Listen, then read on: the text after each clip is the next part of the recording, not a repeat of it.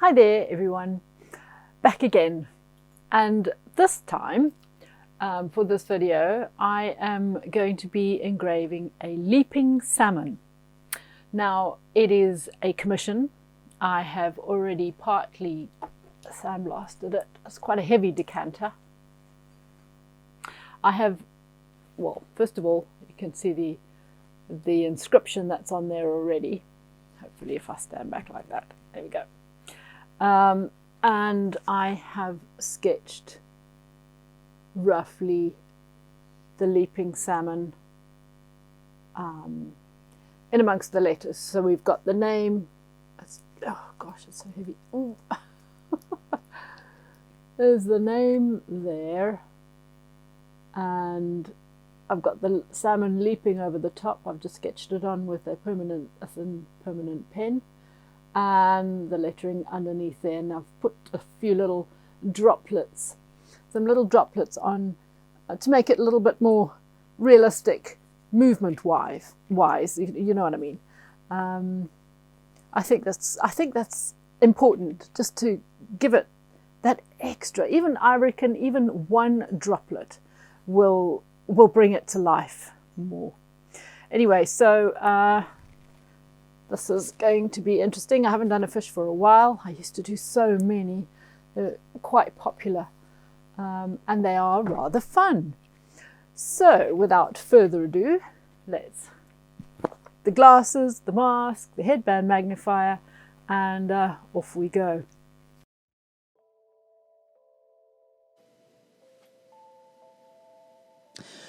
Okay, so here I have got a small white Arkansas, as per normal. What a surprise.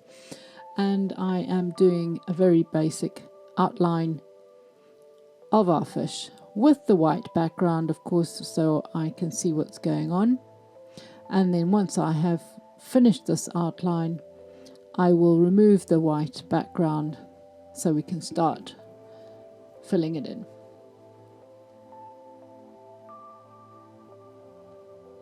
You're never pressing too deeply with a white Arkansas.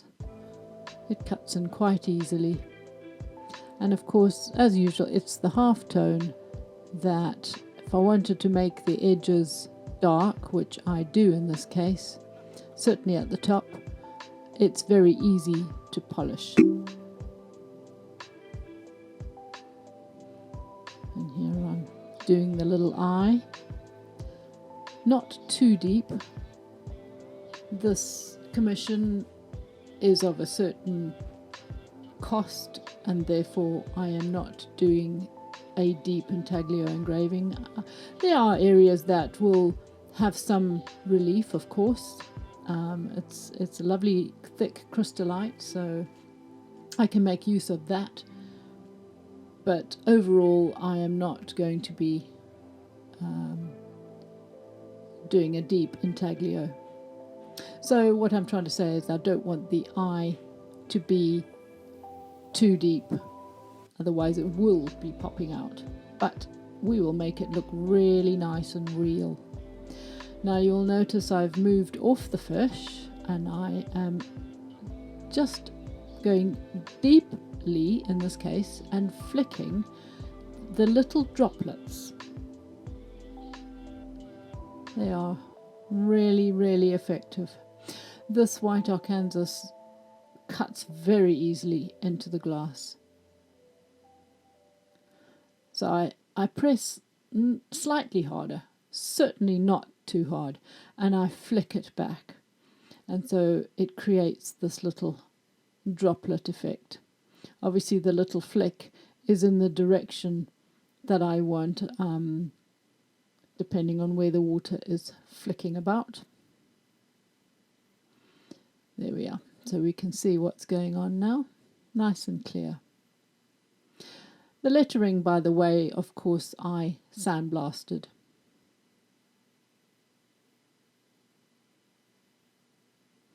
Here I have the small brown rubber.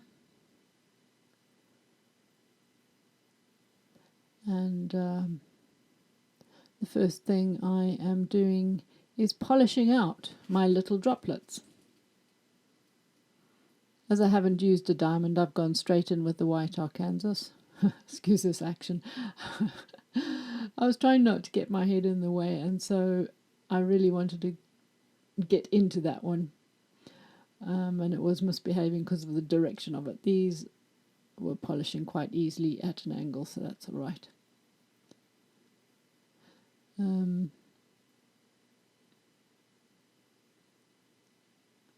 Yes, as I was saying, I haven't used a diamond to get the depth of these droplets. As I said, they engrave deeply very easily with the white Arkansas. And so the white Arkansas is a pre-polishing stone, so automatically it is incredibly easy to polish it out.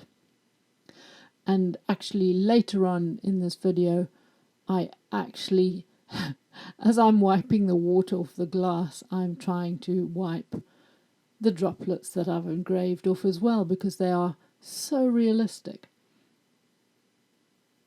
Anyway, so the eyeball, of course, the whole little eye area that I have engraved out, I have polished out, and we'll be adding to that. Right, I've got a very small diamond ball, and I will start with the fins. There's many ways of tackling engraving in general, actually, but certainly this little fish, you can start really wherever you feel like, especially the fact that I am not doing a deep intaglio. In other words, as some people would, or if I was doing a deep intaglio, I would gouge out the entire body shape and then add the details, the fins, and that wouldn't be very deep, of course, because they're not very thick, whereas the body shape is quite rounded, and so you can get that realistic roundness by engraving quite deep. But we will still gain that effect with more shallow engraving.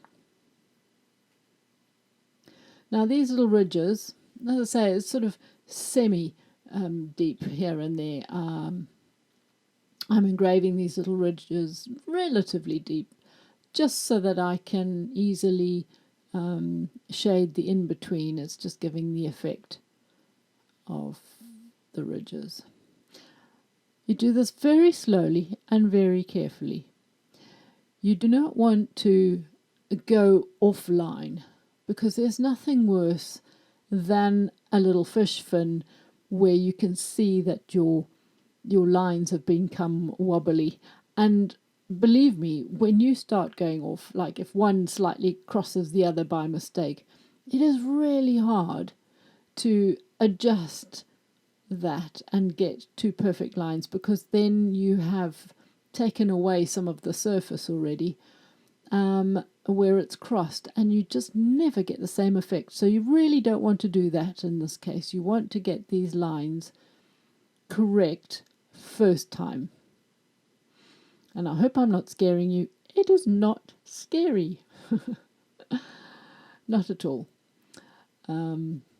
If you do happen to cross the lines, maybe the fish has had a little accident somewhere and his little fin has got damaged. There's always a little story behind it.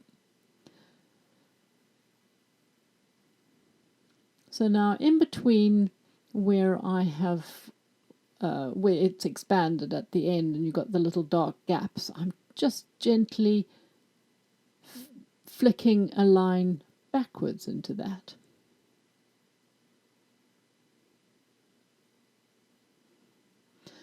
And the end of the fin is ever so slightly jagged. It is not, according to the pictures I was looking at, it's not a smooth line. So I'm very carefully starting at the end and flicking up so that there is a slightly jagged line.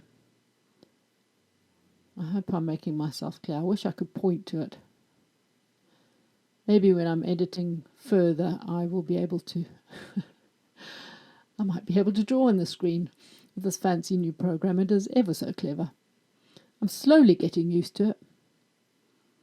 And I hope that I get the sound right this time. Now, of course, I'm turning the vessel so that I can get a more comfortable angle. Especially with these fins, it's really important to be comfortable.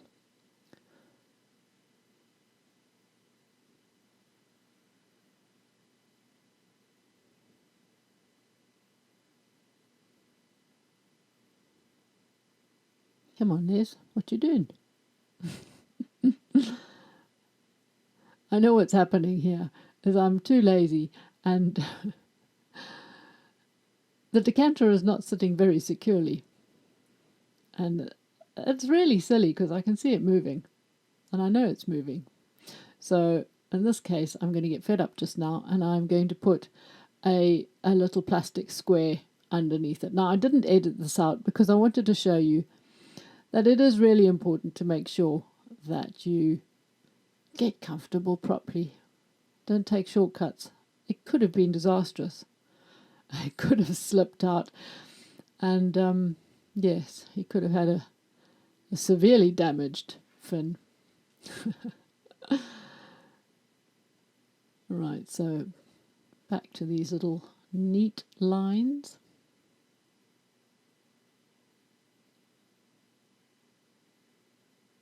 You will notice that I have put in a nice clean pipe coming down from my two-way gang valve for the water drip system. Unlike the last one was ghastly.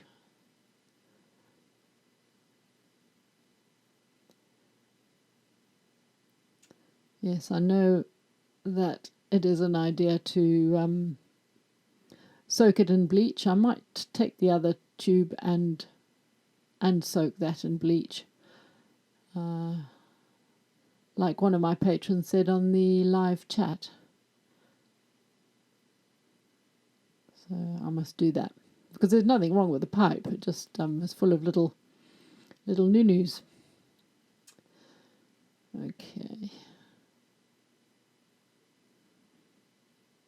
Another fin down at the bottom.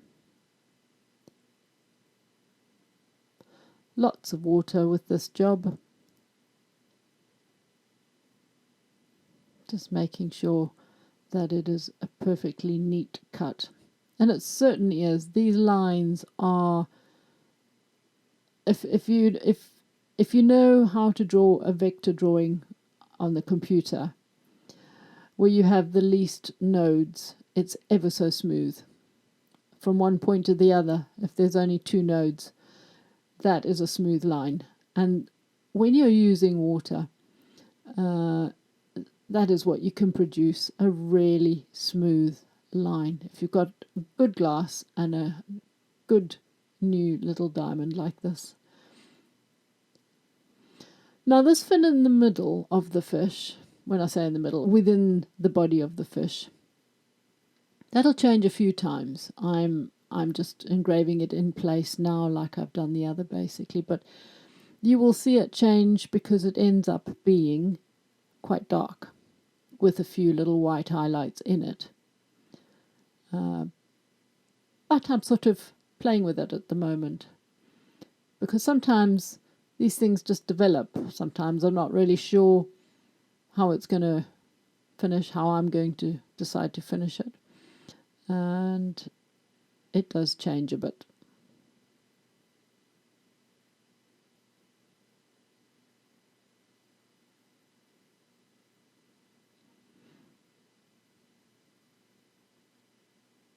Right, what have we got next?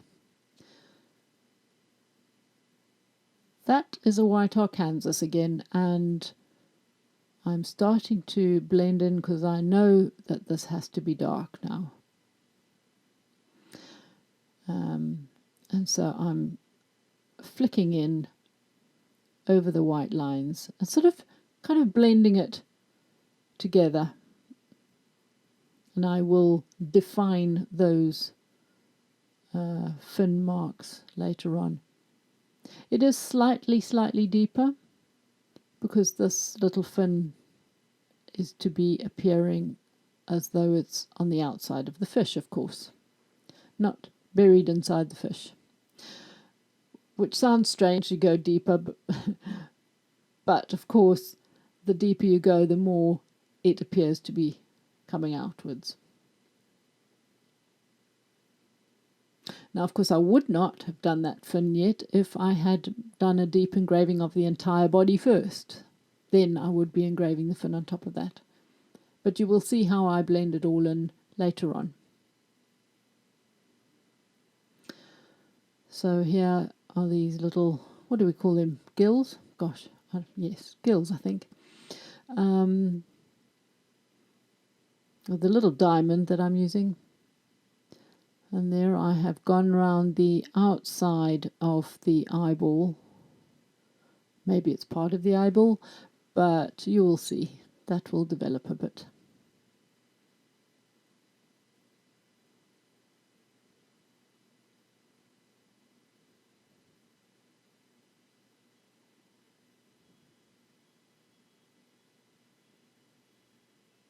It has a few, and the pictures I was looking at, it's got a few lines on that gill, almost like little flaps sticking out. And you will notice those more as I build it up later on and add a little bit of shadow.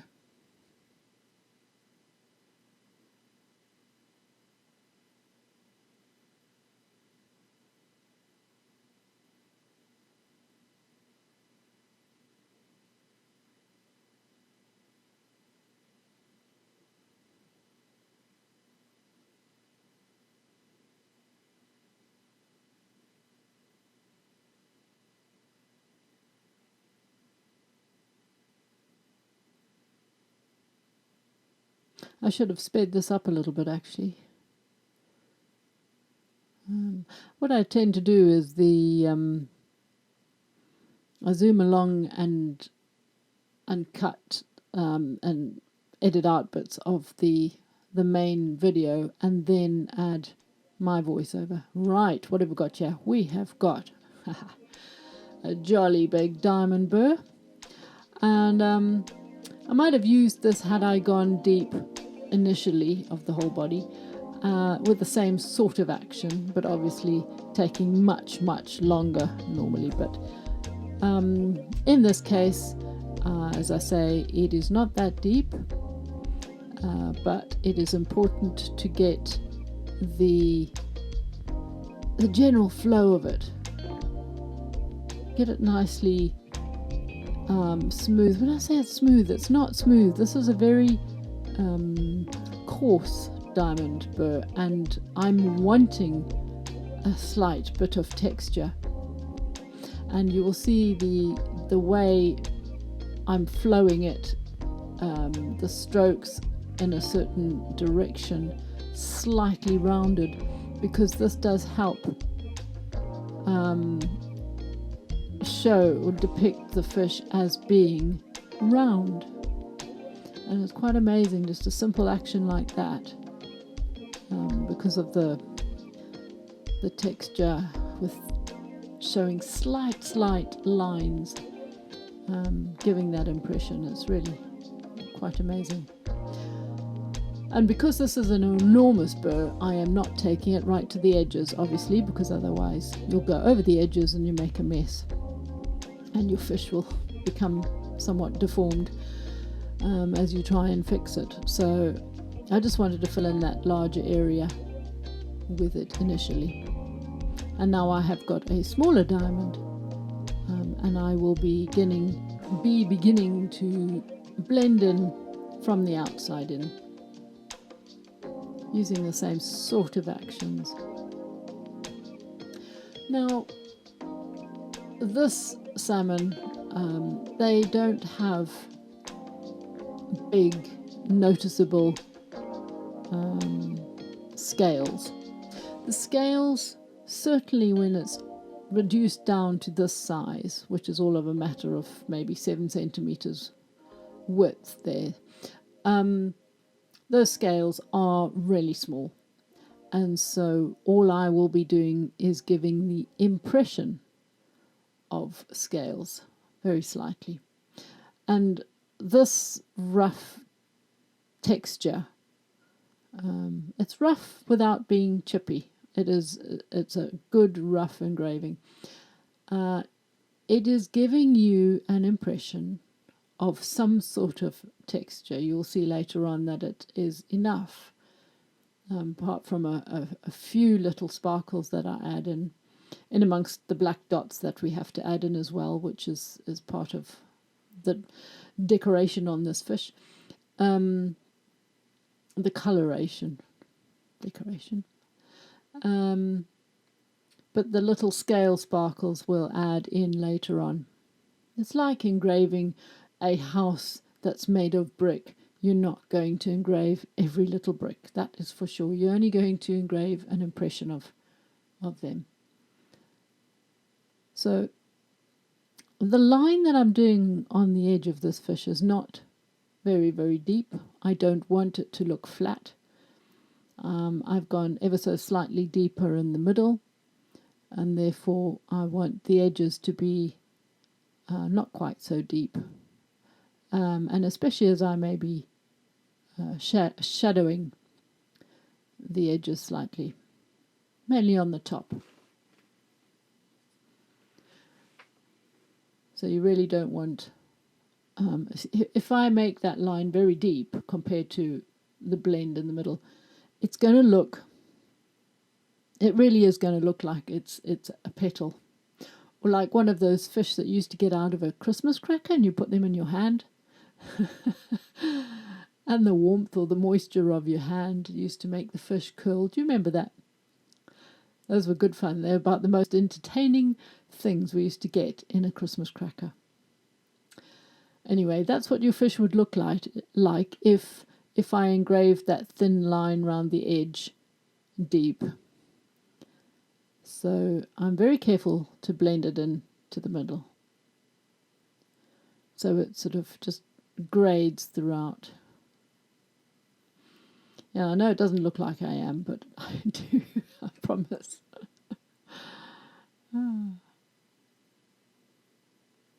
Because you've got to be careful here, as I am guiding the drill with my other thumb, because you really don't want to go over the edges. So when you are blending to the end, you're doing an action which could really easily go over the edge. So here I'm adding the different layers to the gills. Whether they're layers or just lumpy bumps, I'm not really sure, but that's what I'm seeing in the picture anyway.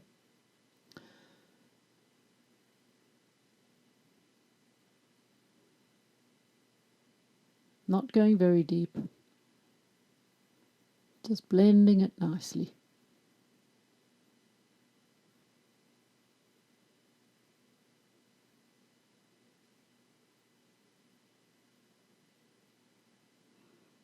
And the same with the top.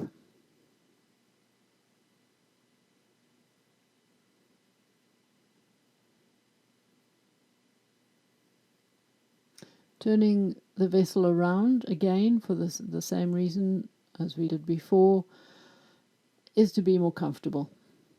Now, you saw I pointed to it. I don't know if you noticed that, but I sort of pointed to it. And quite often I point to the fish, or to the subject. And I often wonder what I'm pointing at.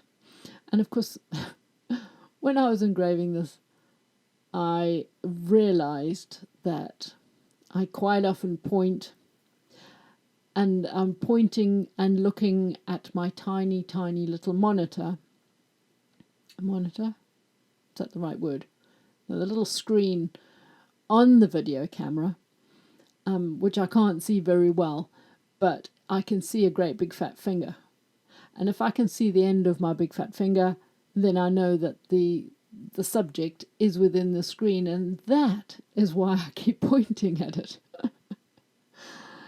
Oh dearie me. So obviously there are times when I do point at something with the hopes of telling you about it when I'm doing the voiceover, which I'm doing now.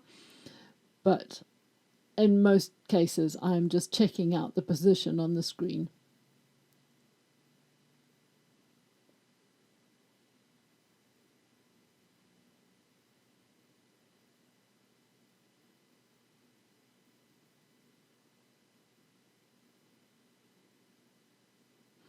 All this time, I'm trying to. I'm kind of leaning slightly awkwardly always. You will never notice that because I'm staying out the way of the camera, and I am trying to get the glass to be in the middle and in focus. And also I'm trying not to get the lights above reflecting on the surface of the glass so that you end up not seeing anything. There's so many things to think about, and I find that sometimes it's quite awkward. Now, interestingly, you will see here where I'm blending the bottom of the fish, I'm actually taking it slightly over that fin again. Fin again. That sounds funny. Anyway, gosh. Right. The fin, as I say, I've gone slightly over the edges of it, so it's not looking very pretty at the moment, but I will sort that out because I do want the fin to look as though it is on the outside of the fish and not buried inside the fish. So I've just noticed a teeny tiny little bit at the end which needed a bit of blending and touching up very, very gently with a small diamond.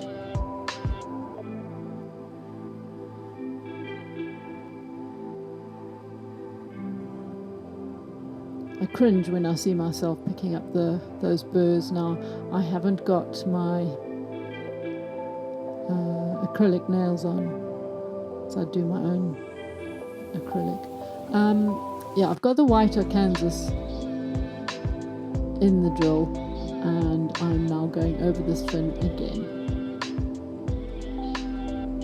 Yeah, about the nails, picking up the burrs out of that tray, which is full of old glass dust, and you're trying to pick up a teeny tiny little burr. It's not good for the end of your nails, and especially if you've only got ordinary nail varnish on. Oh, we've come to the end of part 1. Oh, I say. Well, I hope you've enjoyed this little bit, and I'll soon have part 2 for you.